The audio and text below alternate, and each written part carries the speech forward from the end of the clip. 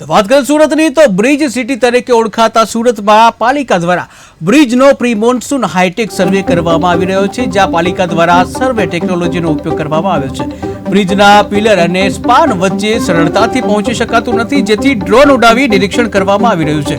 ત્યારે રિપોર્ટ બાદ રિપેરિંગ કરવા અંગે નિર્ણય કરવામાં આવશે, જ્યાં જગજીવન રમજીવાલ જે બ્રિજ સેલ અધિકારીએ જણાવ્યું હતું કે મોરબીમાં ચુલતા બ્રિજની દુર્ઘટના બાદ રાજ્ય સરકારનું નોટિફિકેશન બહાર પડ્યું હતું કે તમારા શહેરમાં બ્રિજની મરામત અને જાળવણી કરવા માટે સર્વે કરાવવો જરૂરી છે, જેથી 2023થી પ્રી મોન્સૂન અને પોસ્ટ મોન્સૂન એમ 2 વાર સર્વે કરાવવાનું શરૂ કરવામાં આવ્યું છે। ત્યારબાદ ટેન્ડર બહાર પાડવામાં આવ્યા છે અને 3 કન્સલ્ટન્ટને તમામ બ્રિજના સર્વેની કામગીરી સોંપવામાં આવી હતી।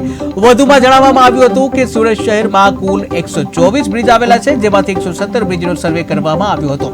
કુલ 4 કેટેગરી બનાવવામાં આવેલી હતી, જેમાં 1 નંબરની કેટેગરી એવા બ્રિજ છે કે જેને કોઈ મરામતની જરૂર નથી, બીજી કેટેગરીમાં થોડી જ રિપેરિંગ કરવાની જરૂર હોય, ત્રીજી કેટેગરીમાં એવા બ્રિજ હોય છે જેનું ફર્ધર ઇન્વેસ્ટિગેશન કરવું પડે, ત્યારબાદ તેની જાળવણીનો અંદાજ લગાવીને જાળવણી કરવાનું થાય છે। જ્યારે ચોથી કેટેગરીમાં જો કોઈ બ્રિજ હોય તો તેને તાત્કાલિક બંધ કરીને એનું રિપેરિંગ કરાવવું જરૂરી છે। ત્યારે શહેરમાં 124 માંથી 7 બ્રિજ એક્સેલેબલ નથી, જ્યાં કહી શકાય કે 117 બ્રિજનો સર્વે કરવામાં આવ્યો છે। 60 બ્રિજ એવા છે જેને કોઈ મરામતની જરૂર નથી।